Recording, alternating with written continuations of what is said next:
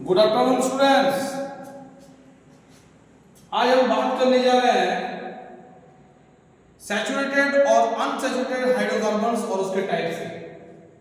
ये काफी board exam में आने वाले इंपॉर्टेंट क्वेश्चंस यहाँ से आते हैं। लगभग क्लास 10 का हर एक बच्चा केमिकल कार्बन कंपाउंड्स की जो स्ट्रक्चर बनते हैं उसमें काफी परेशान होता है।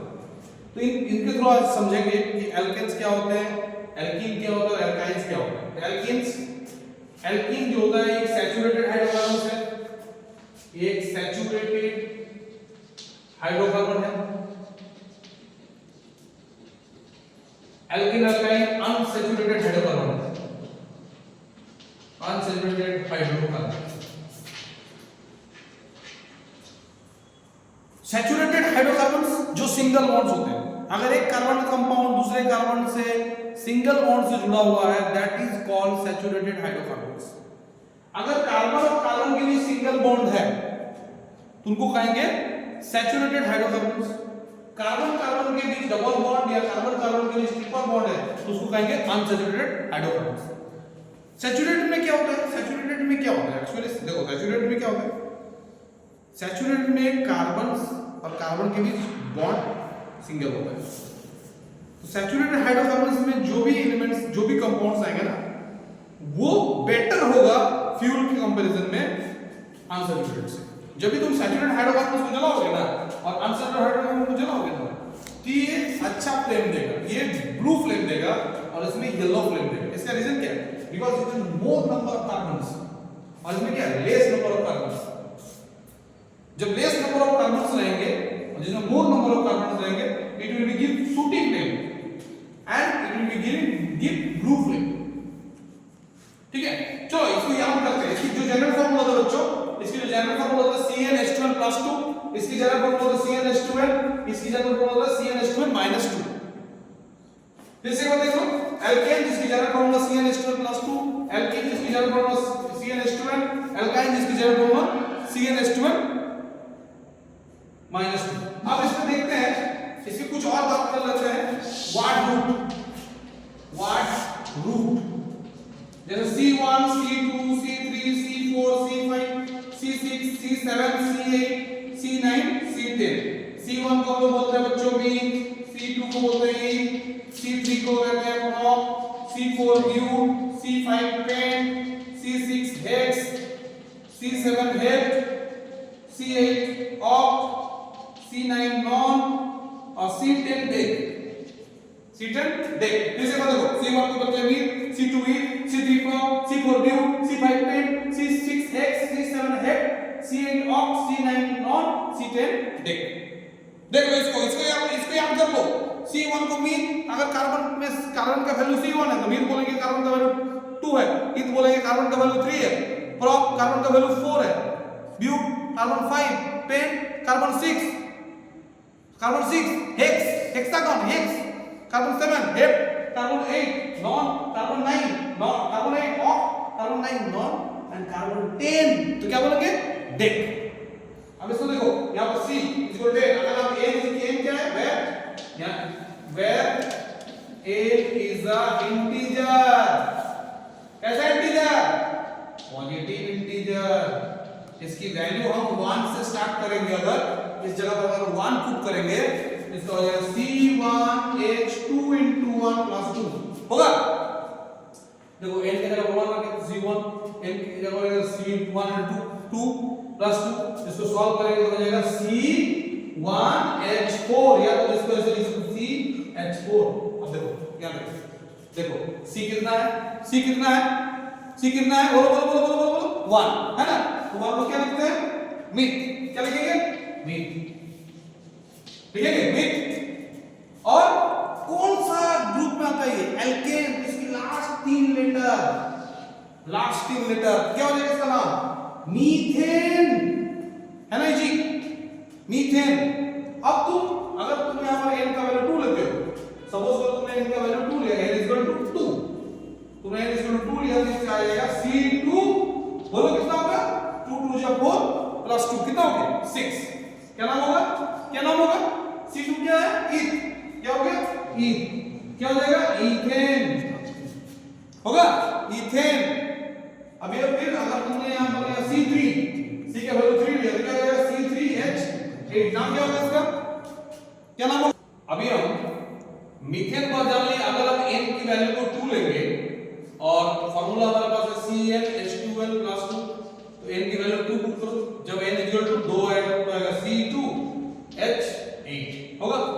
अब इसके नामकरण करो, नामकरण C2 का वैल्यू क्या है, C2 का वैल्यू है 8 और C2 का वैल्यू इस ग्रुप है जनरल ग्रुप, इसका फार्मूला क्या है AN, लास्ट का 3 लेटर AN, इसका नाम हो जाएगा इथेन होगा। अगर हम n की वैल्यू इसी फार्मूला में 3 लेंगे तो क्या होगा C3 और ये हो जाएगा, और सॉरी C2 जा 2 जा 4 + 2 6, 2 जा 4 + 6 हो गया यहाँ पर, ठीक है, ये 2 जा 4 + 6 होगा, ठीक है। अब यहाँ पर अगर हम करते हैं C का वैल्यू 3 लेंगे, 2 जा 4 + 6 8। ध्यान रखना हमेशा कैलकुलेशन में थोड़ा गलती मत कर लेना, ठीक है। यहाँ जब 2 लेंगे इसका वैल्यू तो यहाँ 6 आएगा 8, और यहाँ 3 जब लेंगे इसका वैल्यू आएगा 8, ठीक है ना। तो इसकी जो अभी हम तुमको अभी मैं अगला वीडियो में स्ट्रक्चर ड्रॉ करना सिखाऊंगा, अभी आज के वीडियो में मैं तुमको खाली नाम लिखना सिखा रहा हूँ, ठीक है। तो इसमें क्या इसका नाम हो जाएगा, क्या नाम हो जाएगा, इसका नाम हो जाएगा C3 को क्या बोलते हैं, प्रोप बोलते हैं ना, प्रोप। और कौन सा बॉन्ड है, सिंगल बॉन्ड तो कौन सा ग्रुप, एल्केन ग्रुप होगा तो क्या लेंगे, लास्ट का 3 लेटर, तो क्या हो जाएगा इसका नाम ANE प्रोपेन। देखो फिर से एक देख लो बढ़िया से कैसे तुम एल्केन ग्रुप का नाम लिखोगे, क्विक रिवीजन में एक बार देख लो फिर से। जैसे हमारे पास कोई एल्केन ग्रुप है, एल्केन जिसकी जनरल फार्मूला होती है CnH2n + 2, और अगर आप n की वैल्यू को 1 लेते हो तो पहला जो कंपाउंड बनता है CH4 C1, इसको हम लोग कहते हैं मीथ। चूंकि ग्रुप एल्केन है इसलिए लास्ट का 3 लेटर मीथेन। अगर C2H6 रहा तो C को लिखेंगे 2, तो नाम है ईथ। ग्रुप एल्केन है इसलिए इसका नाम हो जाएगा इथेन। इस तरह से तुम ट्राई करो थोड़ा सा कि C4H10 का क्या नाम होगा और C5H12 का क्या नाम होगा। ट्राई करो, वीडियो को पॉज करके ट्राई करो। चलो आई थिंक तुम लोगों ने समझ में कर लिया होगा। यस C4 को कहते हैं ब्यूट। कौन सा बॉन्ड है ये, कैसे पहचानोगे सर, जनरल फार्मूला से। क्या जनरल फार्मूला है, CnH2n + 2। अगर कार्बन के एटम से हाइड्रोजन का एटम डबल से 2 ज्यादा रहा, क्या रहा, मान लो यहाँ कार्बन का एटम 2 है, हाइड्रोजन का एटम डबल से 2 ज्यादा, डबल करके 4 2 ज्यादा रहा, तो उसको कहेंगे सिंगल बॉन्ड, मतलब एल्केन ग्रुप। कैसे पहचानोगे, कैसे बता रहा हूं, अगर कार्बन के एटम से हाइड्रोजन का एटम डबल से 2 ज्यादा रहा तो उसको हम लोग कहेंगे एल्केन ग्रुप। क्या बोलेंगे, एल्केन ग्रुप। और उसकी जब एल्केन ग्रुप बोलेंगे तो इसकी लास्ट 3 लेटर बोलेंगे, क्या लेंगे AN, इसका नाम हो जाएगा ब्यूटेन। सिमिलर इसका नाम हो जाएगा C5 को पेंट बोलते हैं और AN पेंटेन। चलो ये इस तरह से हम लोग इसका नाम सीखेंगे। अब हम दूसरा ग्रुप की बात करते हैं। दूसरा ग्रुप का नाम क्या है हमारा, एल्कीन। दूसरा ग्रुप का नाम क्या है, एल्कीन। इसमें देखो लास्ट का 3 लेटर YN है, और इसकी जो जनरल फार्मूला होता है CnH2n, और ये n का वैल्यू हम लोग 2 शुरू करते हैं, 1 से नहीं करते। क्यों नहीं करते, क्योंकि ये अनसैचुरेटेड हाइड्रोकार्बन है और ये हमेशा डबल बॉन्ड से शुरू होते हैं। अगर इसकी वैल्यू 2 लेंगे तो 3 2H4, इसका नाम क्या हो जाएगा, लास्ट का 2 का मतलब ईथ, और फिर से 3 लेटर में है इसका ग्रुप का लास्ट का 3 लेटर यानी इथीन। अगर हम n का वैल्यू 3 लेते हैं तो इक्वेशन में क्वेश्चन नंबर 1 क्वेश्चन नंबर 2 हम बात करेंगे CnH2n। अगर हम n का वैल्यू 3 लेते हैं तो ये हो जाएगा C3H6। इसका क्या नाम हो जाएगा, C3 को क्या बोलते हैं, प्रोप, और ये हो जाएगा इन। इसका नाम क्या होगा, प्रोपीन। क्या नाम हो गया, प्रोपीन। क्या नाम हुआ, प्रोपीन, ठीक है। तो सिमिलरली हम अगला ग्रुप की जो बात करेंगे ये हमारा हो गया। अब हमारा अगला ग्रुप की बात C3 एल्काइन, अगला ग्रुप का नाम है एल्काइन। क्या नाम है ग्रुप का? नाम है एल्काइन। एल्काइन क्या होता है? CnH2n -2। देखो CnH2n -2 ध्यान रखना, n की वैल्यू यहां पे से 2 से शुरू करना। जब n की वैल्यू 2 पुट करोगे तो आएगा C2H2 * 2 -2 मतलब C2H2 है नाम लिखना। फिर से C2 क्या बोलते हैं? ईथ, यस ईथ। और जैसे हमने एल्केन में लास्ट में एन लगाया था, एल्कीन में ईएन लगाया था, इसके लास्ट में लेटर क्या है? वाईएनई, यस। इसको नाम लिखेंगे इथाइन। फिर से अगर हम इसकी दूसरा एग्जांपल की बात कर लेंगे बच्चों, इसकी दूसरी एग्जांपल हो जाएगा, फिर से हम लिखेंगे दैट फॉर्मूला CnH2n -2।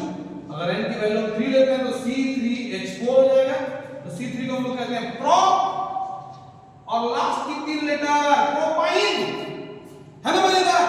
तो आज हमने सीख लिया किस तरह से एल्केन, एल्कीन और एल्काइन को नाम लिखेंगे। अगला वीडियो में मैं बात करूंगा किस तरह से तुम इनको पहचानोगे। तब तक के लिए इंतजार कीजिए नेक्स्ट वीडियो का।